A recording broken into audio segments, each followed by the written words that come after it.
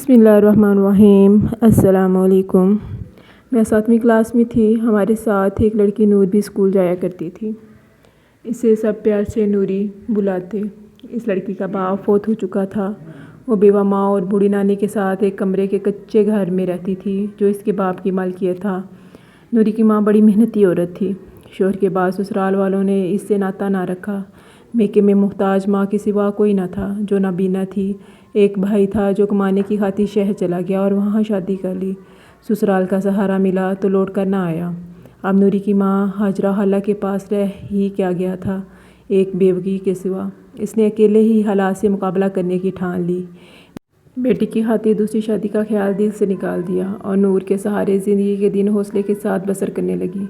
सुबह से शाम तक हाजरा हाला बेचारी मोहल्ले के घरों में मुख्तलिफ काम करती।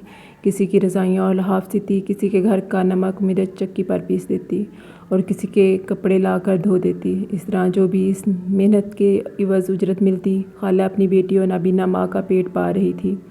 इन लोगों ने बेशक अच्छे दिन देखे थे। इनका घर भी खाते पीते खुशहाल लोगों के मोहल्ले में था।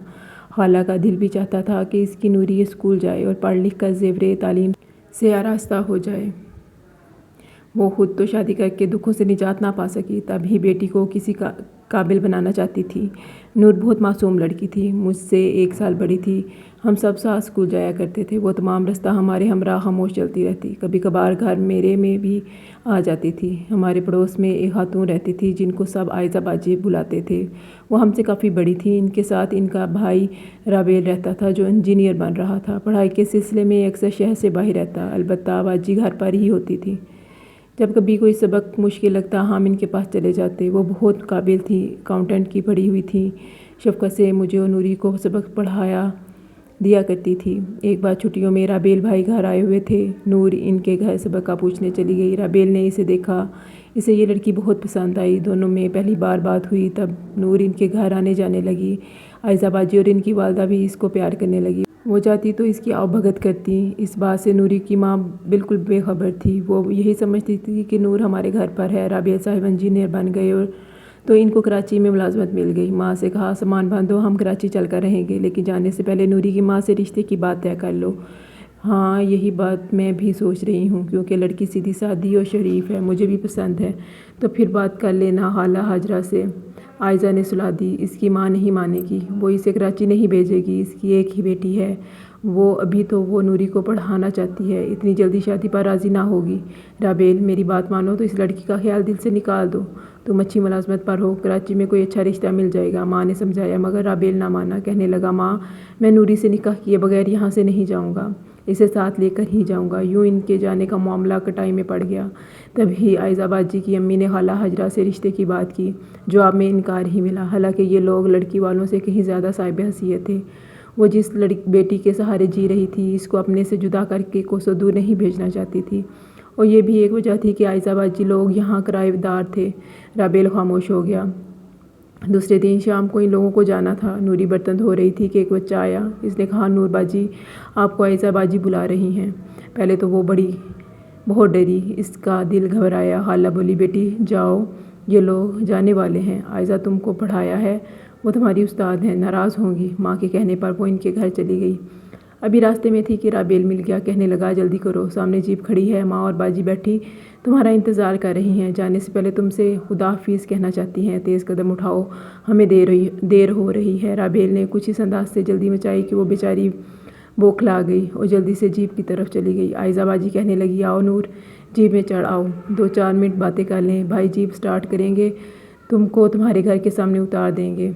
इस सीधी सादी भोली भाली बच्ची को कब इन लोगों के इरादे का इल्म था। वो मोहब्बत की मारी आयज़ा बाजी का हाथ थामे जीप में चढ़ गई। उधर राबेल ने जीप को स्टार्ट करते ही तेज़ी से गांव के बाहर जाने वाले रास्ते पर डाल दिया और बाजी से बातों में मगन थी। जीप की बढ़ती रफ्तार से इसे होश आया तो ये मोहल्ले से बाहर निकल चुके थे। आयज़ा और इसकी माँ जब तसल्लियाँ देने लगी तो वो रोने लगी। राबेल जीप को तेज़ रफ्तारी से उड़ाए लिए जा रहा था और इसकी माँ कह रही थी, फ़िक्र ना करो, हम तुम्हें कोई तकलीफ़ ना देंगे। तुम हमारे साथ कराची में शानदार बंगले में रहोगी। निकाह के बाद हम तुम्हारी माँ को भी ले आएंगे। इनको लोगों के घरों में काम करने की भी ज़रूरत ना रहेगी। राबेल तुमसे बहुत मोहब्बत करता है, तुम्हारे बगैर ज़िंदा नहीं।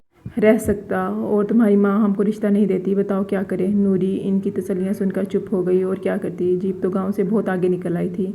इन सारी बातों के अलावा ये भी एक हकीकत थी कि वो बहुत राबेल को पसंद करने लगी थी। इसका दिल चाहता था कि इससे ब्याह हो जाए और वो अब इसके ख्वाब की तामीर मिल रही थी, लेकिन इसका दिल धक धक कर रहा था। वो अपनी माँ की परेशानी का सोचकर आंखों से आंसू गिर रहे थे। तमाम रस्ते राबेल की माँ और बहन इसे तसल्लियाँ देते रहे।